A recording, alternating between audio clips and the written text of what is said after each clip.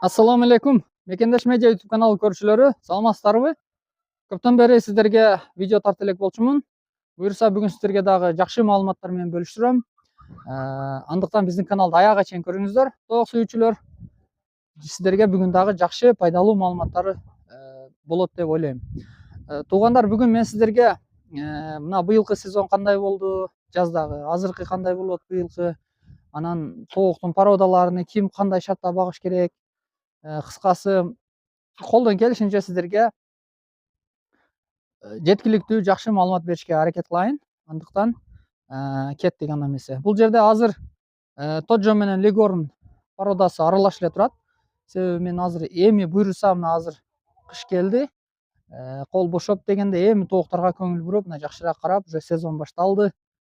Тоок сүйүүчүлөр үчүн.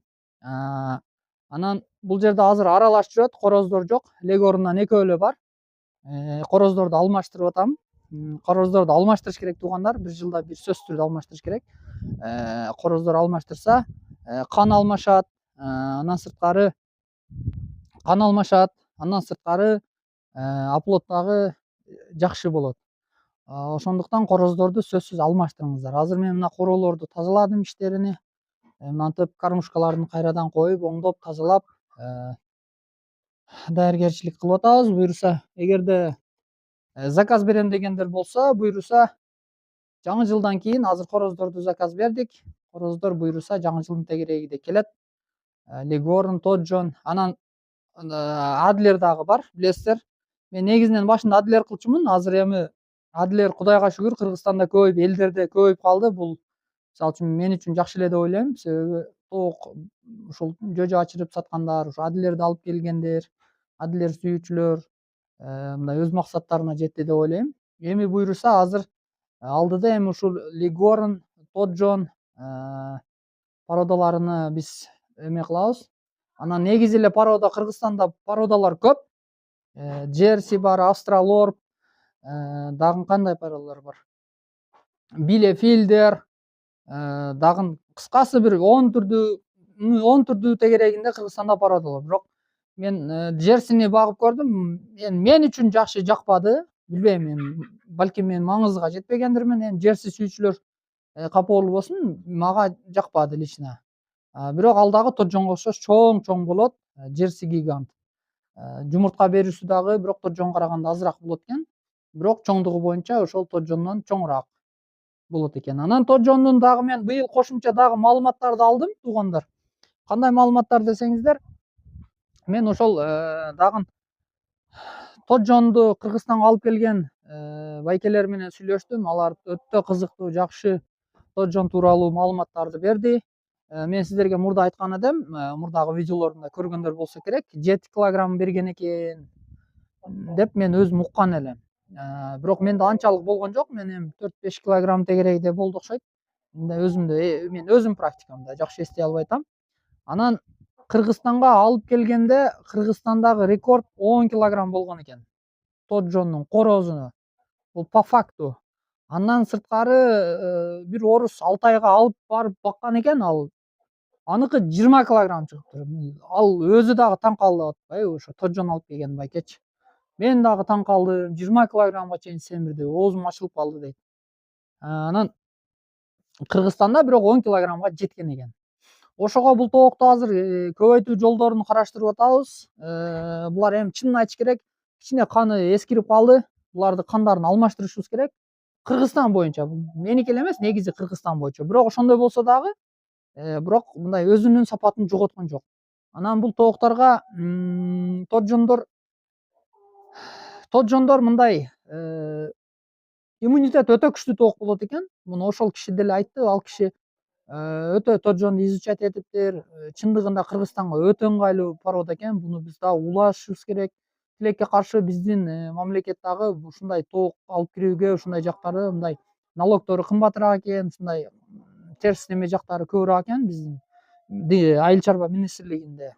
Мыйзамдарды өзгөртүш керек дейт. Биз чтоб элдерде ушундай жакшы породалар болуш үчүн мындай мыйзамдарды жеңилдетип, кичине алып киргенге, андан сырткары налогторун дагы азайтсак, ошондо элдер дагы өзү ар жактан мындай сертифицированный тоокторду алып келип, Ошондо бизде Кыргызстанда порода тооктор эт багытында, жумуртка багытында алып келүүгө ыңгайлуу шарт түзүлмөк дейт. Бирок тилекке каршы бул жактан биздин министрлик кичине айтышы боюнча мындай тоскоолдуктар бар экен.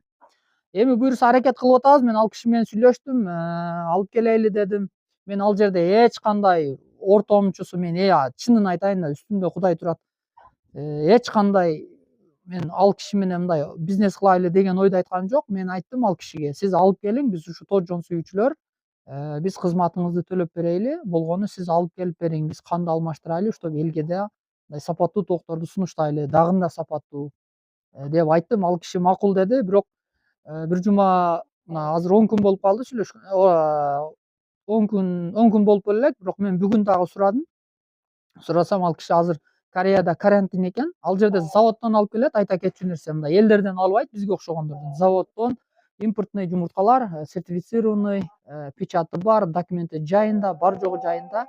Мындай кыскасы мындай кемчилиги жок дегендей да. Эми аны самолетто алып келүү жагы да кичине бир аз кымбат болуп калат экен. Бирок кымбат болсо дагы эми тоо сүйүүчүлөр аздан болсо дагы алып канды алмаштырышыбыз керек. Себеби бул тоокту биз багып көрдүк.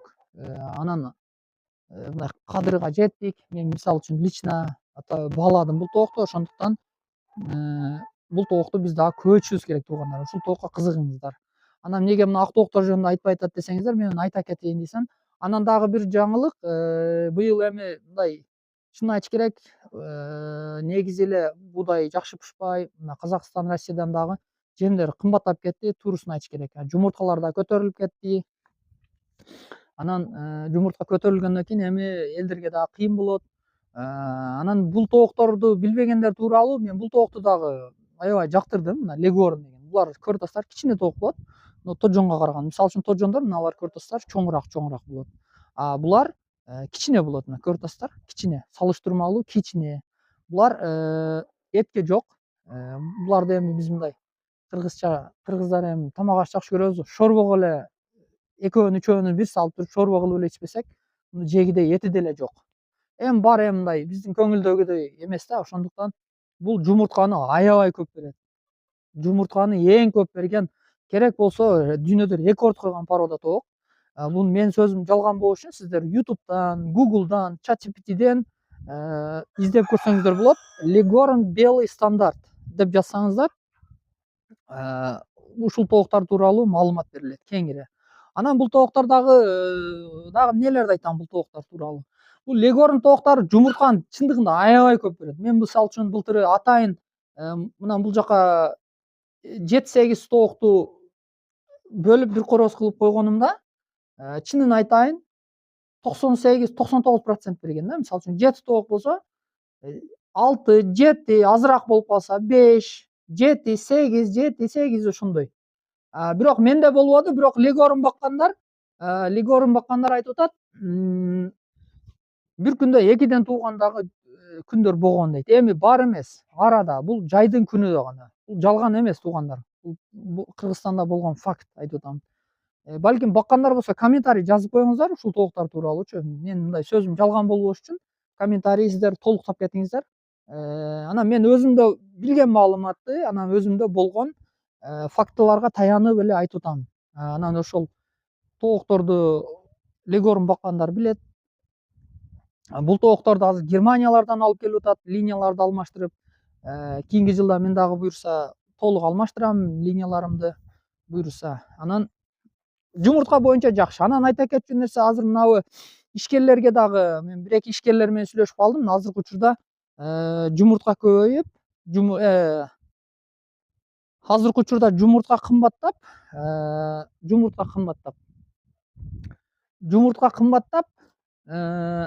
бул мындайча айтканда өзүн өзү актабай калып атат, биздин эмебиз баягы чыгымыбыз деп атат да. Анан ошого азыр 1-2 адам мен менен келишим түзөбүз деп атат. Ушул Leghorn боюнча мага ушул жумуртка кылып атат, то есть менден кеңеш алды да, кандай кылсам болот. Жумуртка аябай кымбаттап кетти. Мен дагы ушул тоок эле багып өзүмдөн эле чыгарсамбы деп, баягы торт бышыргандар, кондитер тармагында ушу жумуртка иштеткендер.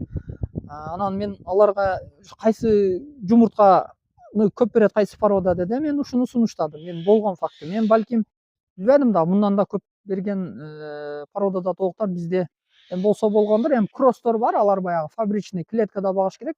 Бирок алардын стандарты мындай кыйыныраак. Аны бир адам кармаш керек, клеткада багасын. Чужой адам кирбейт, өзүнүн баягы эмелерде кармаш керек. Стресс болот, өтө назик болот. Мындай кыйыныраак да. Анан чыгымы дагы көбүрөөк болот. Клетка сатып аласыз. Ар бирине баягындай капельный система, жылытуу системасы, олордун өзүнүн стандарттары бар. Анан мен мына биз эми кыргыздар билесиздер, мындай кичине баягындай болобуз. Кайдыгерирээк болобуз, турусын айткандачы. Ошого мен мына ушул кыргызча эле өзүбүздүн вариантта мына ушул тоокту сунуштадым. Огородуңузга кое беребиз, кадимки үйдөн чыккан отходдорду бересиз, жей берет. Мындай иммунитет дагы жакшы, көп деле баягы эме жок, бирок жумуртка бериши жакшы деп ушуну бердим. Азыр эми буюрса 600-700 заказ берсемби дегендей кылтат, бирок дайын айта элек. Ошондуктан ушундай ишкерлер, сизерге дагы сунуш ушундай тоокту эгерде жумурта керек болсо ушул породаны кармаңыздар деп сунуштайм. Андан сырткары үйүңүздөргө деле бир семьяга 6-7 тоок, бир короз коюп койсоңуздар, бир семьяны эмес, керек болсо 2 семьяны дагы багат. Бирок муну дагы мындай кышта кичине жылытып, мына мисалы үчүн мен агылдарды мынантип сарайды мынантип пленка кагып, буларга дагы кичине шарт түзүш керек.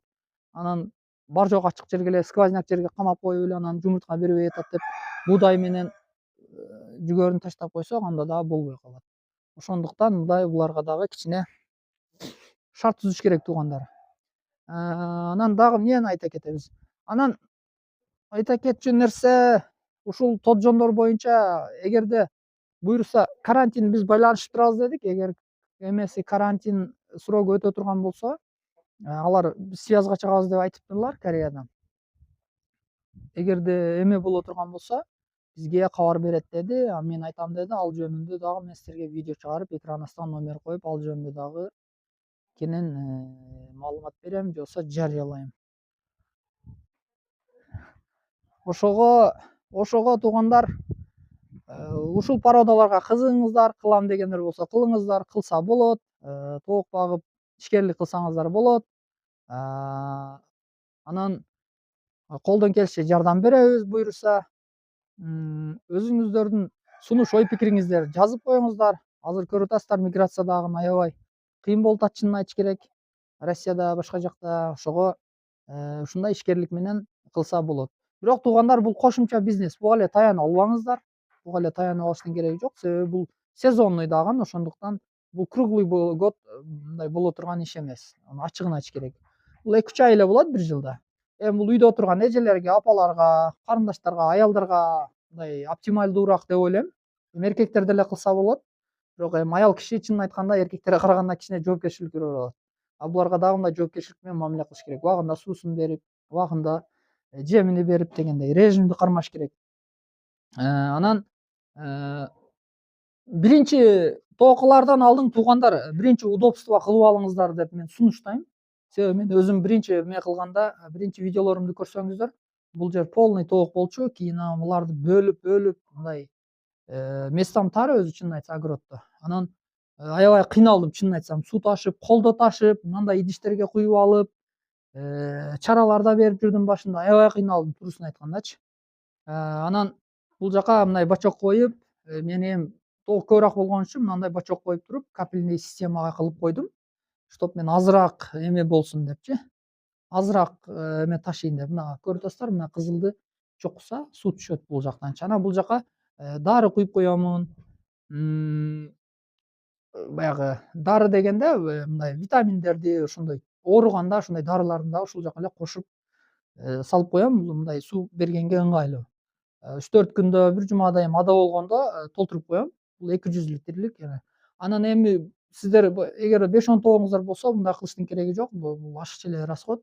5-10 тоогуңуздар болсо, мындай поилкалар бар атайын. Бул эми жем салгыч, бирок ошого эле окшош суунуку бар. Ушундай идиште 10 литрлик, 12 литрликтери бар. Ушундай кылсаңыздар болот. Анан туугандар, эгерде ушундай идиштерди комментарий калтырып коюңуздар. Эгер сиздер алабыз, алдыр десеңиздер, мен көпчүлүгү турусын айтыш керек. Мен ар кайсы региондон чалышат, мага Кыргызстан боюнча. Мен бирок кайсы региондо, кай жерде эмне сатканын билбейм да, туугандар. Ошого мен эгер ушундай алып кел, биз алабыз, жөжөлөргө кошуп дей турган болсоңуздар, мен ушундай жем салгычтарды, жөжөлөргө берүүчү кормушкаларды, лампаларды, кыскасы ушул тоок бакканга эмне керектелүүчү нерселер болсо, мен алып сиздер заказ кылганда, то есть заказ кылсаңарыздар, мен региондорго салып беремин таксиденчи. Көпчүлүгү чалат да, кайерден алабыз, кантип алабыз, кандай, баасы канча деген суроолор көп болот. Турусын айтыш керек. Анан мен ага билбейм да, ар жерде ар кандай сатат. Ошондуктан эгер сиздер комментарий калтырып койсоңуздар, мен комментарий калтырып койсоңуздар, мен буюрса алып келемин. Алып келип сиздерге сунуштайм. Кантип иштейт, канча сом турат, бул кайсы айда кайсы идишти колдонуш керек, тоокторго кандай колдонуш керек, өзүм көрсөтүп, инструкцияларга чейин көрсөтүп, үйрөтүп коем сиздерге. Ошого комментарий жазып коюңуздар, алып кел, биз алабыз деп эме кылсаңыздар. Ал жерде көп нерселер бар, эми аксессуарлар бар, ушу тоокторго керектелүүчү. Андай ыңгайлуу, удобный, мен өзүм дагы колдоном, мисалы үчүн алып колдондум, бирок чындыгында ыңгайлуу экен. Ошондуктан мен эми максат сиздер мындай кыйналбасын деген ойдо айтып атам да. Ошондуктан комментарий калтырып коюңуздар. Мына ушундай туугандар, суроолоруңуздар болсо, сунуш ой пикириңиздер болсо жазыңыздар. Буюрса жаңы жылдан кийин буюрса баштайбыз.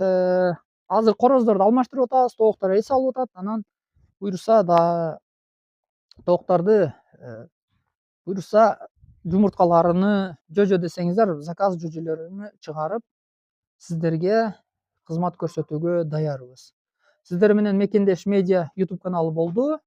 Андыктан биздин каналдан алыстабаңыздар, дайыма биз менен бирге болуңуздар. Сиздерден сунуш ой пикир күтөм. Бар болуңуздар.